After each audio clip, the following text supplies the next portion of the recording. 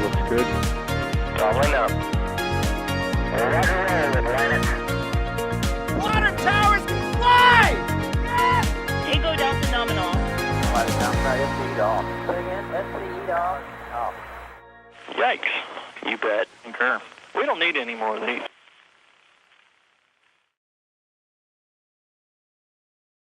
Well, good evening, everyone, and welcome to Cape Canaveral Space Force Station. We're bringing you live coverage of SpaceX launching 54 of their new Starlink satellites on board their Falcon 9 rocket.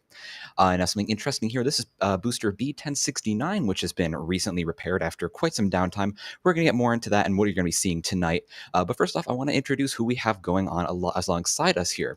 First off, we have Adrian Bile. How are we doing, Adrian, tonight? Or I guess it's morning for you. Yeah, it's a lovely 5:14 here in Germany. Oh, brother. I'm doing fine, and I cannot wait to see this launch, which is by far the most watched launch in the next 2 days, right? There's nothing big going on. Yeah, I think it's like the most important thing for the next few weeks or so, yeah. So, we're just kidding, of course. Yeah, we have SLS, if anyone doesn't know yet, Artemis 1 going up on Monday morning.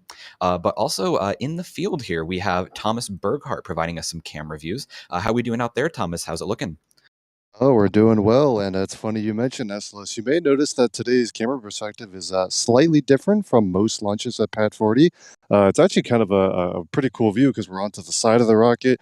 We're not looking at the back of that transporter erector. We're looking side on with the rocket. You can already see some vapors as Falcon 9 fueling has started, and that's because due to all the craziness here for Artemis 1, there's a little bit different of media resources going around, and thankful to NASA for letting us cover today's launch from the Launch Complex 39 press site, the same place where we, of course, will be covering Artemis 1's launch attempt on Monday morning. That coverage will actually start Sunday night. More on that later. But yeah, tonight's focus for just a few minutes here is a Falcon 9 launch from Pad 40 with another group of Starlink satellites and some interesting facts about the booster and payload as well that we can talk about here in a little bit. But welcome to another launch. Yeah, absolutely. And also we have Patrick Calhoun in the studio there controlling all this. And I am Ian Atkinson, your host. I'm a reporter with NASASpaceflight. So yeah, we're looking at Falcon 9 here on the pad ahead of another Starlink launch. I know everyone, there's a while between Starlink launches. Very exciting to see one. But we're coming up here in about T-minus 25 minutes. And if you look at the vehicle, it's already starting to get frosty. There's a bit of condensation coming off the first stage as SpaceX is now loading a bunch of propellants, liquid oxygen and RP1 into the vehicle. Now, Adrian, do you want to kind of give us an overview of what we're seeing tonight? What's launching on this rocket? For anyone who's unaware, what is Starlink? What are we looking at here? Yeah, Starlink is the internet constellation made by SpaceX. This is the Starlink Group 4-23 launch, which means it goes into the fourth shell of the Starlink constellation, and I'm not saying it's a 23rd launch in this because they're sometimes weird with these numbers, but Yeah. In theory, that's the meaning. This will launch on B1069-2, which means that's the second flight of this booster after the CIS-24 mission in December of 2021. The booster in that mission performed good, but there was some issue probably because of weather. While saving the booster, so Octograbber couldn't grab it on the deck, so it was damaged while being transported back to the Cape, which meant it was significantly damaged, and it had to do so. There were some repairs that it went, and now it's back almost 9 months later, but still, it's back. It's joining the fleet again. And yeah, second flight for today. Let's hope it's less exciting for the booster this time. I think that would be the desired outcome for today. And yeah, I think that's the overview of what we are hopefully going to see today. Of course, Yeah, and just land to on range. Yeah, thank you, Adrian. Just to add to that a little bit, you mentioned that the missions sometimes launch out of order. The 4-23 mission is weirdly the 24th mission to the fourth shell. Don't think about it too hard. But there's a couple other missions coming up that also play in with this booster because this booster got reshuffled a little bit. The launch pads have gotten reshuffled. Some of this has to do with the Artemis 1 mission, which is just to the north of Pad 40 at 39B. As well as some rideshare payloads coming up on some future Starlink missions. This booster, 1069, was originally going to fly on the Starlink 4-20 mission, which is a rideshare mission. It's not just Starlink satellites on board. There will also be some rideshare payloads on board. And those rideshare missions are more subject to delays because SpaceX is willing to, wait around a little bit extra for those rideshare customers to get ready. That also goes with the Starlink 4-2 mission, which you would think would have launched forever ago, but is in fact still waiting for its rideshare payloads to be ready. However, both of those rideshare missions are coming up right after this one, I believe, at least in the Cape Starlink launch sequence. And so the booster has been reshuffled a little bit. 1069 now flying this mission on 4-23, and different boosters will be reassigned. Also, this mission, originally supposed to be flying from 39A, which is right next to 39B, is affected by SLS operations. And so due to that range conflict, they moved it over to Pad 40 so as not to impede on, more like so that Artemis 1 could not impede on SpaceX operations, because Artemis 1 does have range priority over these couple days leading up to the launch attempt coming up Monday morning. But I digress. Falcon 9 going to fly from Pad 40 today. The other interesting note I will add is that there are 54 Starlink satellites on board today's mission. The number of satellites fluctuates based on what orbit Falcon 9 is going to be inserting into exactly, and the inclination and things like that. However, we don't have the most up-to-date numbers on the mass figures for each Starlink satellite these days, because that has been changing as they iterate the design. But possibly, hopefully, maybe Elon or SpaceX can confirm this after the fact, this might be the heaviest Falcon 9 launch to date. Of course, Falcon 9 has flown in an expendable configuration to higher orbits like geostationary and transfer orbits, but as far as pure payload mass to a lower Earth orbit, it could be breaking a record today, because this is possibly the most Starlink version 1.5 satellites that has been launched at one time. Again, we don't have the super up-to-date numbers on each satellite's mass, so it's a possible record break that SpaceX hasn't confirmed or denied yet, so we'll have to hopefully get some more information after the fact, but a potentially cool fact there. How about Yeah, that and- Starlink event the other day? Also, hi, I'm here. Oh, Jack is here. Well, everyone, Jack Byer, photographer with NASASpaceflight down in Florida for the Artemis mission. How was it going down there, Jack? Pretty great. I'm standing like 10 feet from Thomas, and I'm looking at 2 rockets. So I think that's pretty great. Can never have too many. Yeah, like, what'd you I love guys that think of... Go ahead. I love that you first mentioned that you're standing next to Thomas in your why it's great order, and then the 2 rockets. Yeah, I mean, I think that says it all, right? Like, Thomas is pretty great. He is. But yeah, what did you guys think of the Starlink event the other day? I thought it was, pretty cool. As someone who drives around in the middle of nowhere, and I have an Iridium device called an InReach, which uses the Iridium network, and if I get stuck somewhere, or if I get really hurt, it's got like an SOS button. So I totally understand what they were going for in terms of like being connected out in the wild. 20-minute event. Oh, I was just about to mention that. Yes, we're looking right there at the T-minus 20-minute event. Now, the regulars might understand what that means, but for anyone new coming in, that is when they purge out some of the propellant loading lines in the transporter erector as they prepare to load liquid oxygen into the second stage. Now, this is to kind of save the transporter erector, get any unwanted propellants out of there, because, I mean, as everyone knows, when a rocket goes up, you don't want anything flammable or important nearby. Now, your strong bag is very important, and the last thing you want is for it to be both flammable and important. So they get rid of any excess propellants in there to save it and get it ready for loading liquid oxygen now. Little side note there, but this should go on for about 30 seconds to a minute, I believe. But Jack, continue what you were saying if you would like. I don't believe we have Jack on comms right now. I think we've lost him. But yeah, this we've had a couple of people just running around with cameras and stuff, so we'll have him on and off as well. Sounds good. But yeah, Jack mentioned the Starlink event the other day where they announced that they're working with T-Mobile to bring basically cell phone coverage worldwide in terms of just call and text and maybe a little bit of data here and there. But that is going to be remarkable and extremely advantageous, going to save lives, because you're always going to have cell connectivity as long as you have a satellite overhead. So basically, are you on Earth? You have satellite connectivity. And I think that's going to be a major improvement there. Do you have any thoughts on that, Adrian? Any opinions? I mean, I really like it. It's a use case I didn't really see for Starlink. I always thought it would be like very depending on bigger infrastructure. So it's a use case I did not really see coming. But I like it, and I think getting more people connected and improving these holes in cell coverage is a great thing. So I'm all up for that, and I'm curious how the final performance and everything will look like, and how people will report it working in the field. Yeah, definitely. And now we're getting further and further in the countdown. We're about 2 minutes away from the start of the second stage liquid oxygen loading.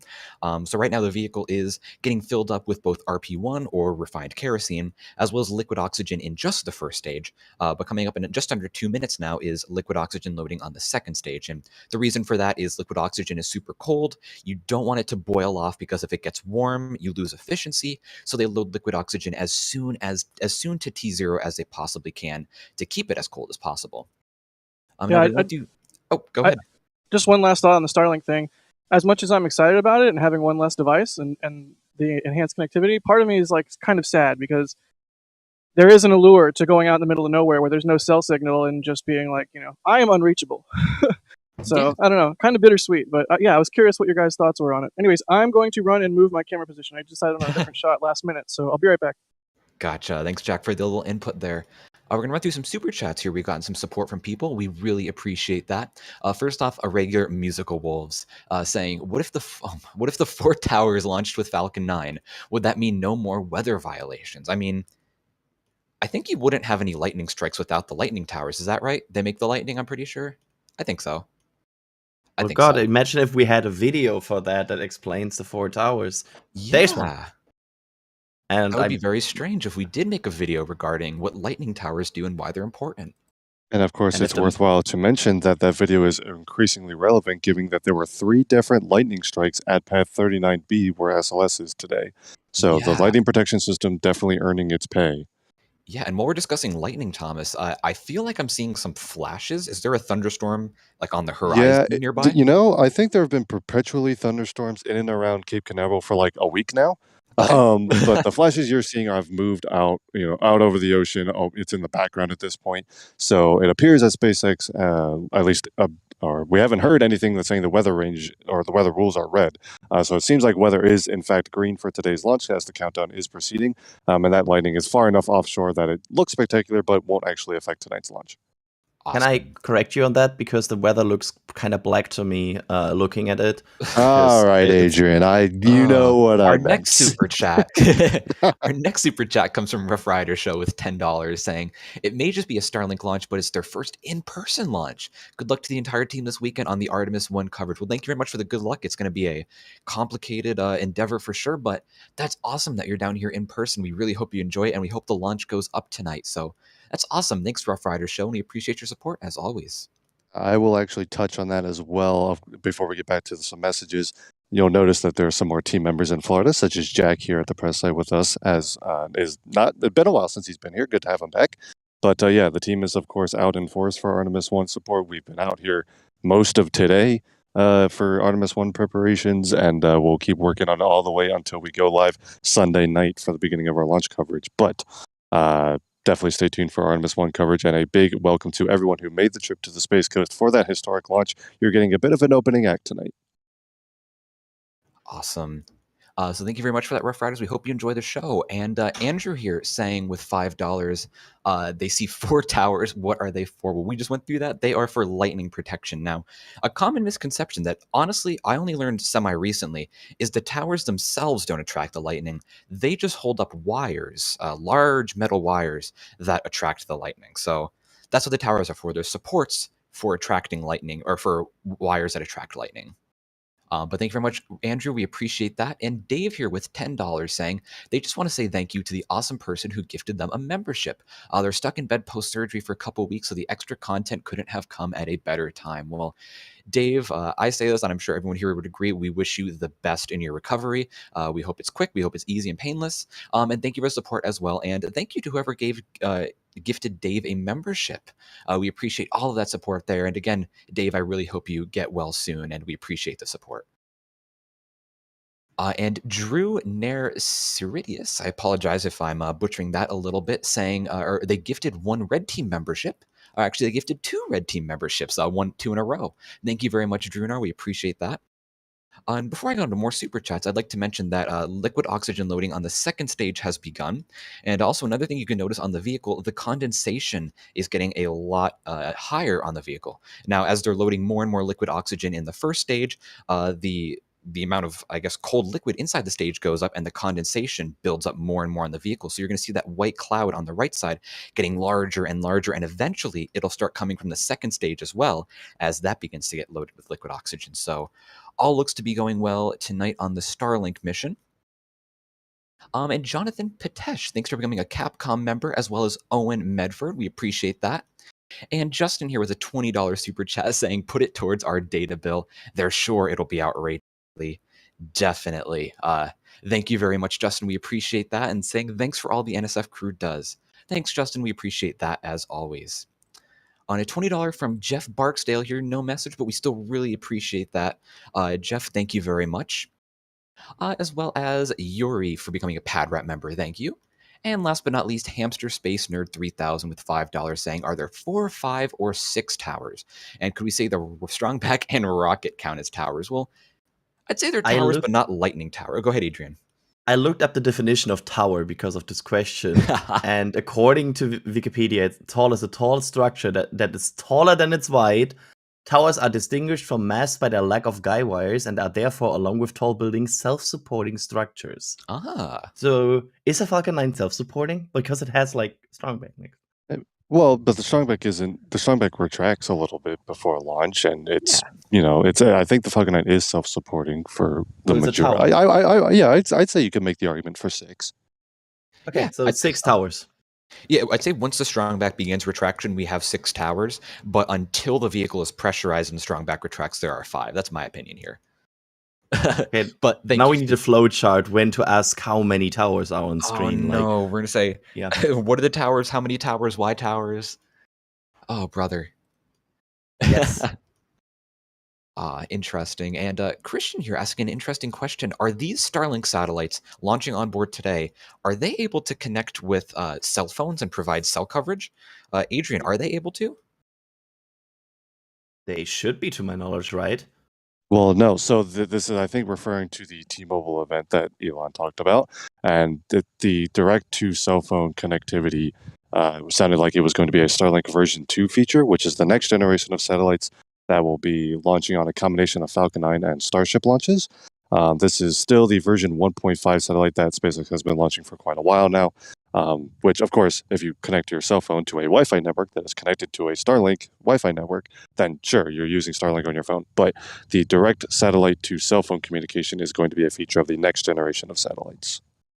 And I forgot that V2s are a thing, and it's early here. Thanks for having my back there, Thomas. I got you, Adrian. Awesome. And we're coming up on just T-minus 10 minutes here, so we're going to go over like a little bit what we're about to see.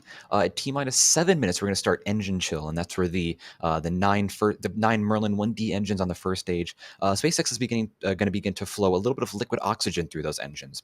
Now the engines are both they're chilled using liquid oxygen. I believe it's liquid oxygen. Oh no, it's RP1.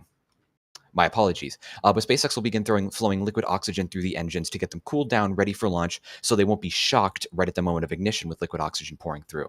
One thing to mention there, as well as something else I wanted to mention today with this flight is B1069. We touched on this a little bit earlier in the stream, but this is the second flight of this booster, and for those of you who are following on Falcon 9, you might know that current flying boosters are much higher numbers, and 1069 is a little low. Well, what happened was that it was damaged following landing due to very rough seas.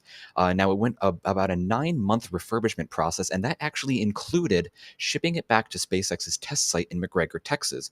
Very, very rare for a flown booster to go back to McGregor for engine firing. And there they did firings with the replaced and the fixed engines on the vehicle just to make sure everything was working properly, and then they shipped it back to Cape Canaveral for this launch. So something very important to note there, that this is only the second flight of this booster within 9 months, which with Falcon 9's current flight rate, that is pretty low, but hopefully it'll get back into action sometime soon. Now, if you're looking at the vehicle, you'll notice a lot more condensation coming off of it. That is as they're loading or finishing off loading of liquid oxygen on the first stage and continuing loading of liquid oxygen on the second stage. Again, all is looking well for the launch of Starlink 4-23 tonight. Hopefully we get a nice night launch tonight. And Jeremy you won't get a day launch tonight. Sure. I'm funny today. I'm very sorry. No, you're fine, Adrian. I appreciate that. And Jeremy here asking, are the flashes on the towers from cameras? Thomas, what are those flashes on the tower for? Oh, that's a great question. No, they are not for cameras. Those are simply for pretty much awareness for aircraft and other things in the area. You'll see these on most of the tall structures in and around Cape Canaveral, whether it's the lightning towers or fixed service structures, things like that, just tall buildings. But those are just very basic, aircraft awareness beacons. So aircraft that are in the area are aware of the tall structures standing out from the terrain. Obviously, no aircraft allowed in the area right now due to the ongoing flight restrictions for the launch tonight. But those beacons are on all the time, even if there are no launch operations around for aircraft safety. Oh, very cool. And thanks for the question, Jeremy, and thanks for the answer there, Thomas.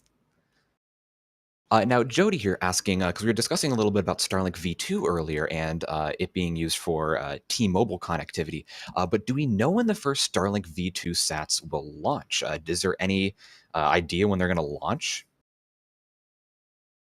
As early as next year, there was actually a recent bit of documentation between SpaceX and the FCC. The original plan was for Starlink version 2 to launch exclusively on the Starship vehicle, but those plans have been changed recently that they will make basically a downsized version of the Starlink version 2 bus that will be compatible with the Falcon 9 vehicle, so they can start deploying those satellites before Starship is fully online, or at least to kind of support the initial slow Starship launch cadence with the ongoing Falcon 9 flights. But that timeline begins next year. What's our expectation here? Will they first launch on Falcon 9 or on Starship? Like, I'm thinking about this right now because we would probably expect them to put Starlink V2s very early in the Starship flights, right? Mm-hmm. So, Yeah, very early make my expectation. Yeah, I could see It would that make because- sense if they launched because Elon said that for the ones potentially launched on Falcon 9, if Starship takes a while, is what I think he said, they would make like a Starlink V2 mini. So I don't know.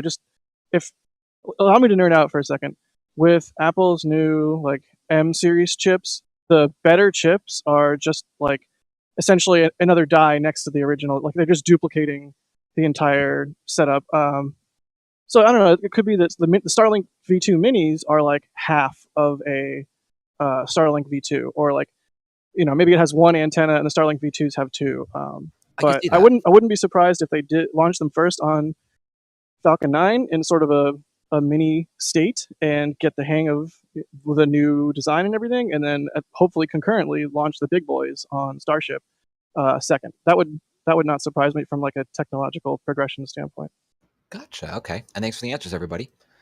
And I'm going to run through a few more super chats before we get to liftoff here. But also, it's important to note that engine chill has begun on the vehicle. So they're now flowing a little bits of liquid oxygen through the engines, getting them ready for flight, as we discussed before. And if you look at the vehicle, there is a lot of white clouds coming off of it. That's a lot of condensation because, like we said, the liquid oxygen inside the vehicle is so cold. Imagine it like a cup of iced tea on a humid summer day. You're going to get a lot of condensation on the side. Well, Florida's very humid, and they're in a swamp here, so you're going to get a lot of condensation. And they're actually about to retract the strong bag now, so we're coming up on liftoff, which is very fun. Thanks. Now I want iced tea. Thanks for that. Yeah, I really want iced tea. Thank you, Ian. I like using that analogy. It's like a cup of iced tea on a summer day. Anyway, but we got to have a $50 super chat here from MBW Cat and Tequila. Thank you very much. No message included, but we really appreciate all that support.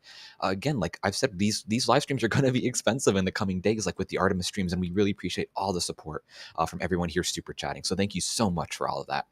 Yeah, I've said it before. I'll say it again. We've pulled out all the stops. There are no stops. Yes, there are no stops, and some of those non-stops are being tested on this very stream. Yeah. Anyway, I'll stop teasing. I mean, we haven't really talked about Artemis at all during the stream, and it's good we're keeping it focused. But fair to say that we're all here, all hands on deck, and busting our butts to get you the best coverage we can of Artemis 1, which is I'm looking at right now, which is crazy. So it has been in planning for months. I've been in some of the planning sessions. It is insane. But yeah, so thank you very much, MBW Cat. We appreciate that. And Dan Blevins here with $5 saying here's for the coffee fund and have a great weekend and go Internet Rocket. Thanks, Dan. And Kirk here saying, would you all join me to wish their wife Candace happy birthday? Well, happy birthday, Candace. We hope you have had a great day. Happy birthday. Yep.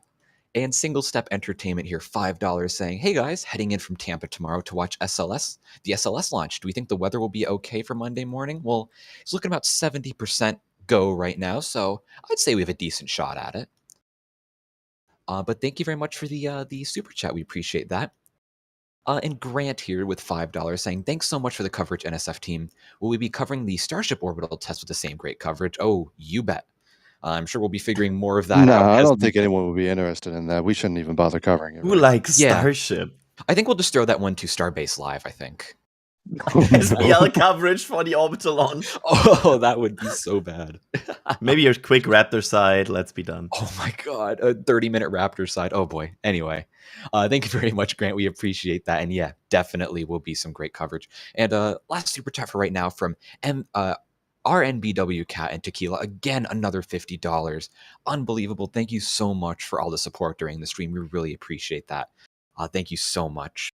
As well as $20 from Joseph here saying another Starlink launch that they're watching with Starlink. Thanks for the coverage, and thank you, Joseph. We appreciate your support, and we hope you enjoy the Starlink launch on your Starlink antenna. Now going back to said launch, the strong bank is retracting. Now this is only a partial retraction, just a few degrees away to get a bit of clearance ahead of liftoff. And then at T-0, we're going to see it rapidly retract. That's known as the throwback, and that is to protect all of the valuable and expensive, delicate equipment on the strong back from being blasted with engine plumes. Something you really do not want to have happen. But now coming up in the next about 45 seconds, we're going to see the vehicle is going to be, the vehicle's propellant tanks are going to be pressurized for flight, as well as the flight computer is going to do any final checks of the vehicle before liftoff. Now at T-minus 45 seconds, so just 45 seconds from now, we're going to get the final go from launch from the SpaceX launch director. Now, as you can see, the transporter erector is beginning to purge all the final lines there, get all the propellants out of it possible just before launch. Again, you don't want anything flammable inside of there. This is also signaling that propellant loading is complete. Again, a great sign that we are currently go for launch tonight. And coming up in just about 10 seconds, we're going to get the tanks are going to be pressurizing ahead of flight, and the flight computer is going to take control of countdown. Coming up on T-minus 1 minute now, the flight computer is taking control. Again, we're seeing some final purges from the transporter erector. Those are going to continue up until the final seconds before launch just to get everything out possible to completely safe the area, as well as the venting on the vehicles beginning to go away. Go for launch. And we've had go for launch. That is great to hear. All onboard systems on the vehicle are looking good to go tonight, about 35 seconds away from liftoff. Now, if anyone here has not watched our stream before, there's going to be a little bit of sound delay. So when the engines ignite, you're not going to immediately hear the sound. You have to wait about 10 seconds or so, then we'll start to hear the sound. So T-minus 3 seconds, we're going to see engine ignition, followed by liftoff at T-minus 0. And then the next event will be 1 minute and 12 seconds into flight, where we'll see max Q. But we're coming up here on T-minus 10 seconds ahead of Starlink Group 4-23 launching. Hope everyone enjoys the launch. Good flight. Absolutely. Excited for another Falcon 9 launch. We have engine ignition and liftoff. Falcon 9 carrying another 54 Starlink internet satellites to orbit as part of Group 4-23. Beautiful liftoff there. I always love to see this transporter erector throwback. Now wait a few seconds and we'll begin to hear the sound from the vehicle. Comes. Through the clouds. Here we go.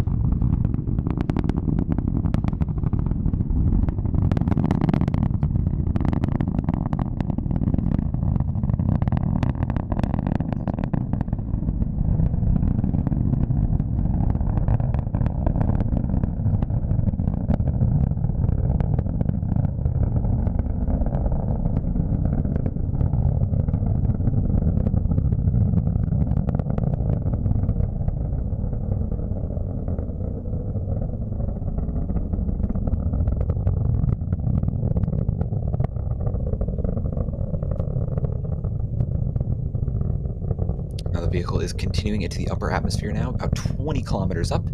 All looks good. The vehicle has passed through max Q, which is maximum aerodynamic pressure. Now, we had a gorgeous-looking liftoff there tonight going into the clouds above the press site. Seeing the rocket and the plume go through the clouds a little bit. Some gorgeous visuals from our ground tracking there, and from SpaceX's ground tracking here. Love the expansion of the plume here. I was Looks just so about great. to say that, Adrian. Yeah, so you could see the plume is getting larger and larger. And Adrian, do you want to kind of explain what's happening here? Yeah, basically as the outside pressure decreases because the atmosphere is getting lower and lower, you have the plume expanding more and more outwards because there's less air pressing That is against Thomas it. tracking right there. Unbelievable. Nope, that's not me, actually. That is Mr. Michael Baylor. Oh, and looks like we've had main engine cut off as expected. Now the stages are going to separate, and in a few seconds, we're going to see the second stage's single Merlin vacuum engine ignite.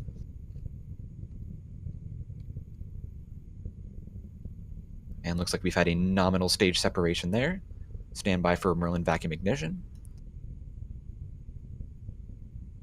And looks like a solid MVAC ignition now. If payload fairing separation is going to happen about right now. There it goes. Now, one thing that's interesting to know about Starlink launches, it seems that SpaceX is really trying to maximize every little bit of performance it can get out of Falcon 9. So the second stage Merlin vacuum engine ignites a little bit earlier than on most missions, as well as the payload fairing separates a little bit earlier than most other missions. Again, every little bit of performance counts here, and that's why they're able to toss an extra Starlink satellite on tonight, as well as probably some mass trims here and there on Starlink satellites. But looks like we've had...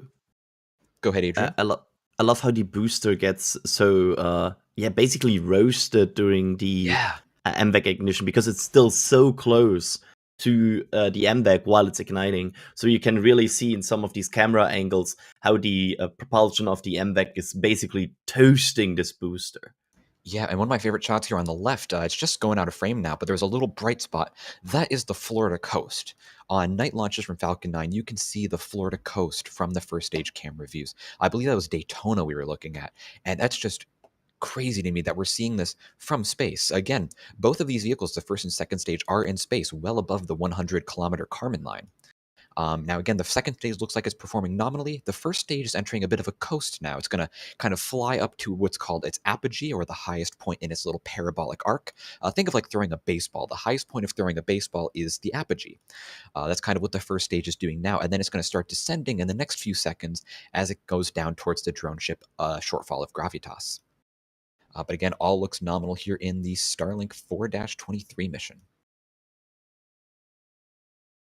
Yeah, that was an awesome view of liftoff through the clouds, like you said. And also, I will add an interesting bit of audio because normally we're not near the VAB during these launches.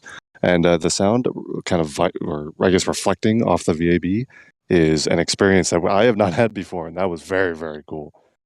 Thank you for saying that. I knew that could be a thing. That's what that was, right? Yeah, exactly. For a second there, I was like, what the hell is that? And I was like, oh, right, the VAB doors. Sorry, VAB doors. No, VAB. Well, I mean, I'm not going to start a fight right now. Oh, brother, no. But really, it was an amazing, super, super cool sound. That was. It really was neat. like an eerie, almost terrifying sound. It's like the building was cheering on the rocket. It was like, yeah, you got this. Go to space. I don't know. It was cool. That's awesome. And a shot here, pad 40 after a successful launch. I love shots like these because the transporter erector, I don't know. I just have a thing for any kind of truss-looking thing. And just a transporter erector to seeing it thrown back after a successful launch. As well as you might be seeing eventually a little bit of venting from the area around the pad as they safe the area. Now, we're going to be coming up here in just about a minute on the first stage entry burn. Now, what this is going to do, the first stage is going to ignite 3 out of its 9 Merlin engines, and this is going to slow it down, but also at the same time, something that I always love to point out is that the first stage uses its engine exhaust kind of as a heat shield. So it sounds really weird, but if you think about it, the engine exhaust is a lot cooler than re-entry heating. And so SpaceX kind of uses that engine exhaust to kind of blast away entry heat so it's not burning the bottom of the first stage. Love to see that, and that's super exciting. That's called supersonic retro propulsion if you want to get really technical and, seem like the coolest guy in the room. We're about 15 seconds away from the first stage entry burn. Hopefully we get some onboard views there. I always love to see what the first stage entry looks like. But as of right now, we're about 2 to 3 minutes left on the second stage Merlin burn. And if you notice on the grid fins there, a bit of re-entry heating actually popping up. Very cool to see. And entry burn ignition on the first stage. Looks like we have all 3 engines up and running, and signal loss. Again, that is totally normal. Signal loss on the first stage here is not unexpected because it's going through atmospheric reentry.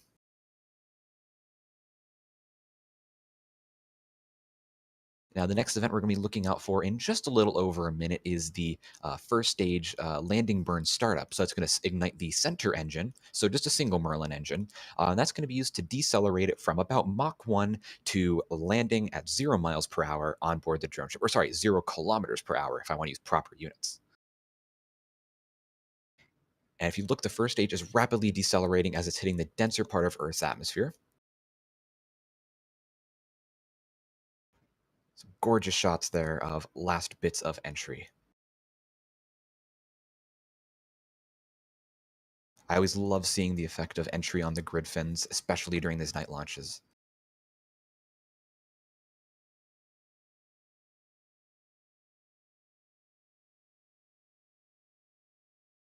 Now we should be coming up on first stage landing burn startup. This will guide the first stage down using a single engine onto a shortfall of gravitas, which is one of SpaceX's 3 autonomous spaceport drone ships.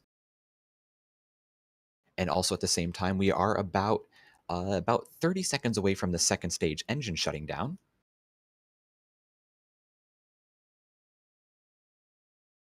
Now hopefully we'll get some good visuals, and it looks like we had first stage landing burn ignition.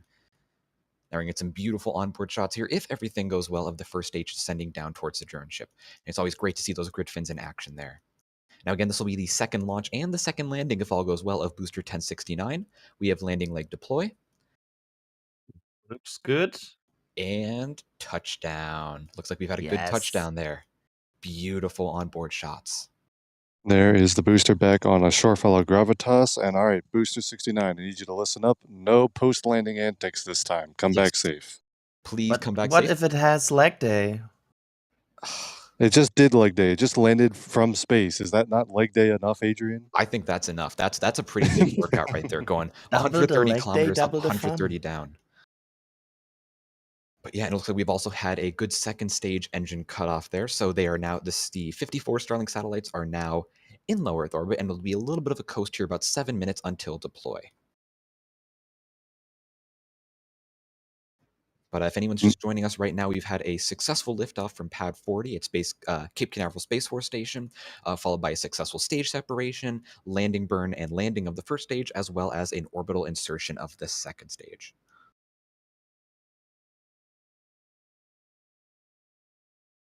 And again, this was the second mission of Booster 1069.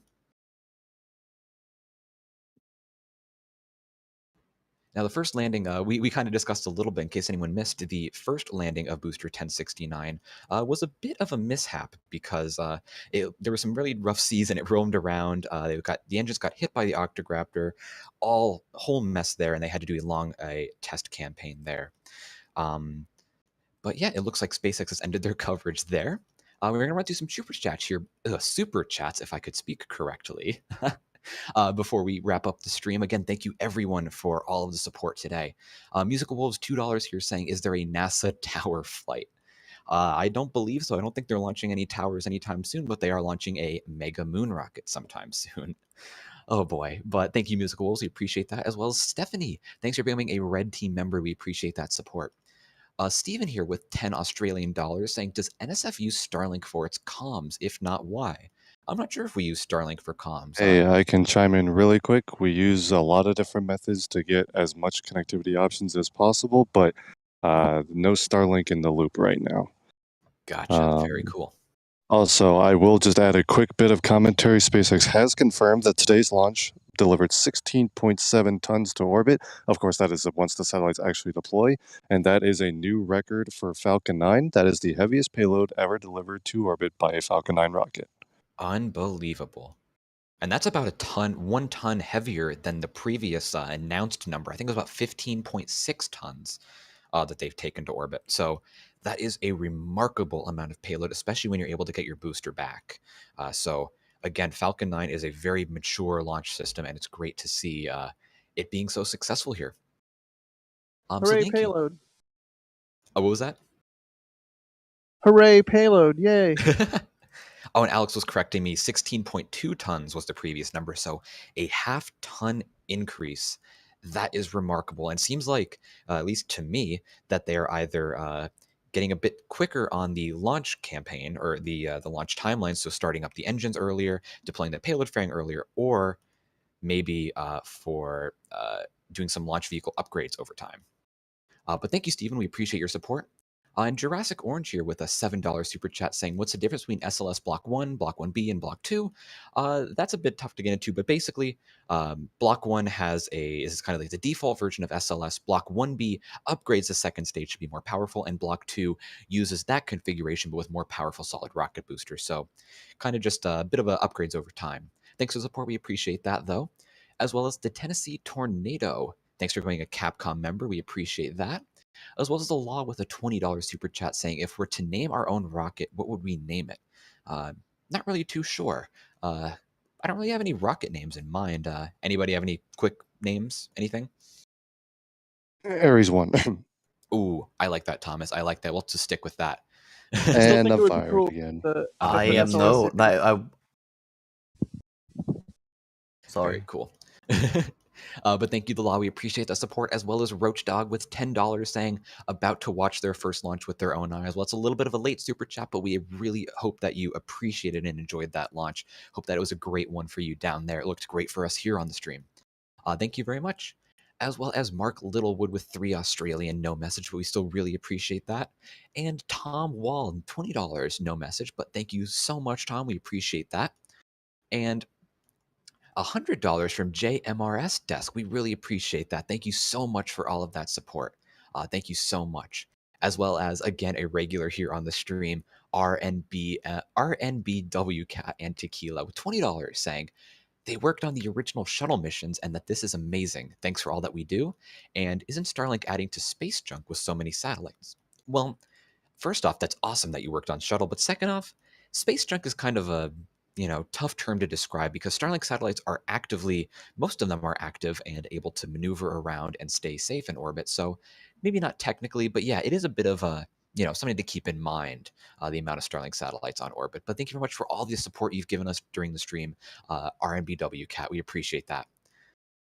And DM here with $2 saying, what is Starlink? Well, it is a global internet service that SpaceX is using through satellites, and they're launching their own satellites on board Falcon 9 and soon Starship.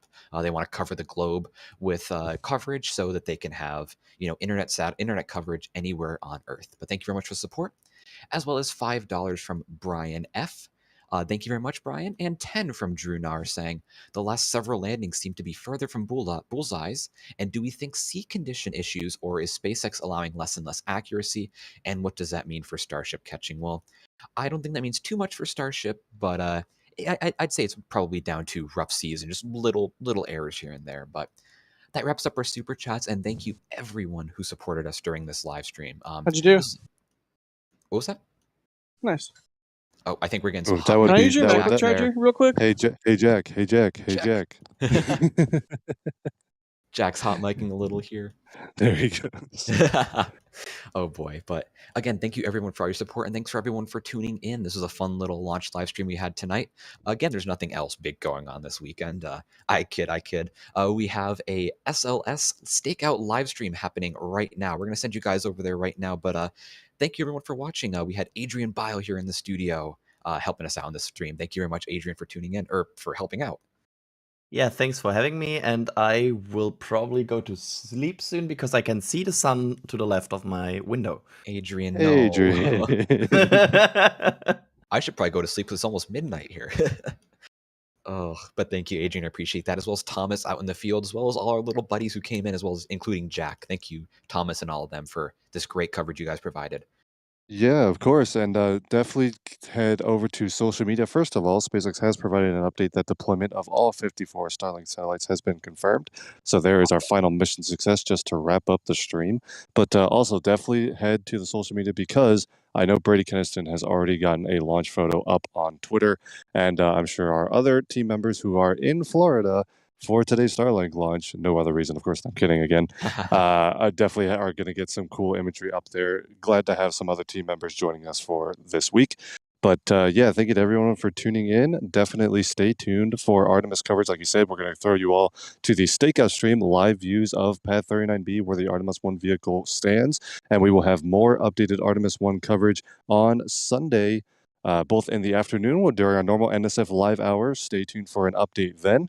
And then starting at 11:30 p.m. Eastern Time on Sunday night, non-stop live coverage from the Kennedy Space Center of the Artemis 1 launch window open. Awesome. Thank you very much, everyone, for watching. We hope you enjoyed the SLS Stakeout stream as well as everything else SLS we're going to be having this weekend. We hope you have a great rest of your night, and we'll see you in our next live stream. Have a great one, everyone.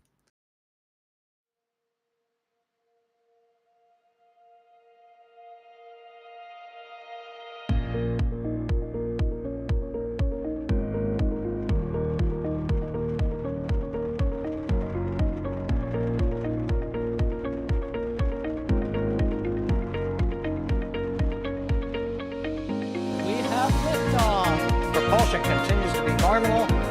Our chamber pressure looks good. Toggling up. Roger, roll, Atlantic.